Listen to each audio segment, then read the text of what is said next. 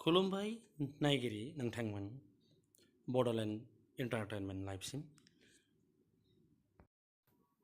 Guwahati university दुलाराय बर' फरायसा आफादनि बानजायनायाव खुंनाय 24थि गोदान बर' फरायसा बरायनाय फोरबोआव गाहाय आलासि महरै बाहागो लानानै आरो नुजाथिनानै बिथांमान गोनां रायजो सभानि एमपि बिश्वजित दैमारि बिथाङा बड'फानि सोमोन्दै ओरैबायदि बुंथियो। बड'फा उपेन्द्रनाथ ब्रह्म बिथाङा एबसुनि आफादगिरि बिबान लाजेननाय समाव आरो बिथाङा बुंलांनाय बाथ्राखौ हमफानानै दैमारि बिथाङा ओरैबायदि बुंनानै फोरमायलाङो। जेरैखि जाया आं लानांगौ आरो जातिखौ दैदेननांगौ खुनु एमब्रासेयावबो आंखौ नागाराखिसै। आं गनायनानै लाबाय, बे होनना गनायनानै लाबाय बयनिबो खोथाखौ। खिन्थु आंहाबो दिनै बुंनांगौ दं। जुदि आंखौ बिदिनो सानमारदोंब्ला आरो आं गैयाबानो जामारलाब्ला आं दायथ'खौ लानो आवगायबाय। खिन्थु आंनि खोथाखौबो दिनैनिफ्राय बयबो खोनासंनांगौ। जुदि आंखौ बेबायदि होननानै साननानै होदोंब्ला खुनु दिन आं बुंनायनि उल्था बुंनो मोना, आं थोननायखौ हाया होननानै बुंनो मोननाय नङा। आरो दिनैनिफ्राय आंहा बेक्तिगत जिबन गैला। जेखौ आंखौ बुंदों दिनैनिफ्राय आंनि एजेन्डायानो रायजोनि बर'नि। ओइदिन बुंबाय बारा बुङाखै, जास्ट 4-5 मिनिट बियो लेक्सार होदों, जोब्बाय। बिनि उनाव कनफारेन्स जोब्बाय थांबाय। साननैसो उनाव साख्रिखौ बियो रिजाइन होबाय। बिनि उनाव बियो धेमाजिथिं रेलगारि गाखोनानै थांबाय। बिनिफ्राय गामि गामि हाबबोनानै मबिलाइज खालामबोबाय थाबाय। बबाव सान हाबो, बबाव मोनायो, बबाव हर गैयो, खुनु खोथा गैया।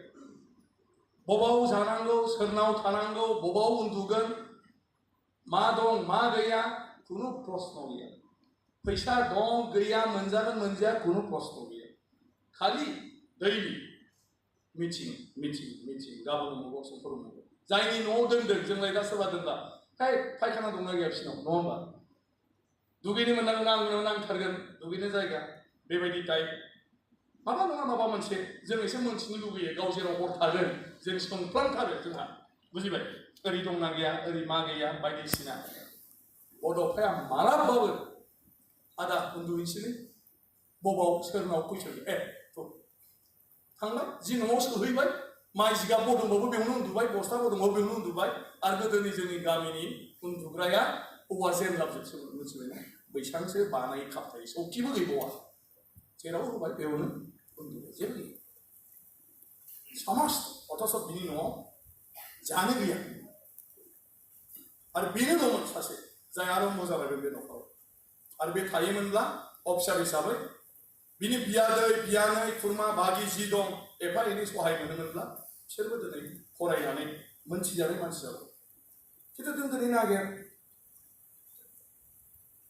बेसेबांबा गिदिर बर' आन्दलनखौ दैदेनबोनाय, लामा देखायनाय आरो जायनि मोन्थोरखौ लानानै जों दिनै सोलिगासिनो दं, जों जेरावबो मोननाय नङा। दिनै बे बड'लेण्डआव थाबा बिसिडिसि चेयारमेना बड'फानि उमुख जायो, थाबा सोरबा एमएलए बड'फानि उमुख जायो, थाबा उमुख ओरै लिडारा बड'फानि ओरै जायो। गैया। मानो गैया? जाय जा खालामनांगौमोन बेनो गैला बिसिनि न'खराव। आरो बिसिनि न'खरा मा जानांगौ? टटेल फेमिलि दिनै जेरैमोन एरैनो गासिबो सेस जालांजोबदों। आरो बे डिसिसनखौ लाहैनो हानाय बे मानसिया मा जानांगौ? जोंथ' पियनखौबो गारनो हाया होनदों आं दा जुदि सोरखौबा होनो जे नोङो गारदो नैबे साख्रिखौ, ओरै जों हाया। न'खर गारबाय, बिमा गारबाय, न'नि बिदा गारबाय, न'खरनि गावनि उन्दै उन्दै बियादै गारबाय, सब गारबाय बियो। आरो खुनु दिन न'आव थाङाखिसै। आरो खालि आन्दलन लाइक महात्मा गान्धी। महात्मा गान्धीजों जुदि नों रुजुयो, सेम लाइफ। महात्मा गान्धीया जेब्ला गावनि उकालतिखौ गारनानै भारत स्वाधीनतानि थाखाय संग्राम खालामसै होननानै डिसिसन लाबाय, बे दिननिफ्राय बियो गावनि बिसि फिसा न'खर रावजोंबो बे सम्पर्कखौ लायाखिसै।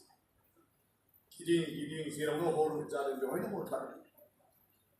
बिनि बंश परियाल मा जाखो खुनु पात्ता गैया। खुनु दिन बेहा न'आव थांनांगौ, हिन्जाव लोमजादोंनो, फिसा ओरै जादोंनो, जेबो गैया। बिनि बे सफ्टवेयर सेक्रिफाइसजों गासै भारतीय मानसिया एकता जादों। आरो लास्टआव भारत हिसाबै जोङो स्वाधीनता मोननो हादों। जुदि महात्मा गान्धी गैयामोन, आं मालाबा सानो हयथ' मालाबा खेबसे बोसोराव पान्जाबा स्वाधीन मोनगौमोन, मालाबा बोसोराव राजस्थाना स्वाधीन मोनगौमोन, बबेबा बोसोराव इउपिआ स्वाधीन मोनगौमोन आरो जों नर्थ इस्टआ हयथ' बबेबा मोनसे बोसोराव मोनगौमोन। एज ए होल इन्डिया हिसाबै मालाबाबो सानसेयावनो जोंनि भारतआ स्वाधीन मोननाय नङा। जुदि महात्मा गान्धी ओंखारामोन, भारतनि खुनु नेताया बे गासिबो प्रदेशनि मानसिखौ एक खालामनो हायामोन आरो एक खालामनानै भारतनि स्वाधीनता संग्रामखौ मोनसे आवाजजों दैदेननो रावबो हायामोन। मानियाखैमोन रावबो एकमात्र महात्मा गान्धी। महात्मा गान्धीखौ मानो मानिखो? बेहा जिहेतु सर्बस्व त्याग खालामबाय, बेखायनो बेखौ मानिनानै गासै भारतीयआ बिनि आगानजों आगान सुरफाबाय। बड'फायाबो समस्त गावनि व्यक्तिगत जीवन, गावनि नखर गासैखौ बियो त्याग खालामबाय। बे त्यागनि थाखायसो सारा बर' रायजोआ, बर' मानसिया बेनि आगानजों बयबो खौसे जानानै ओंखारबाय आरो बेजोंसो दिनै जों बे स्टेजाव सफैबाय। नङाबा खुनु दिन जायामोन।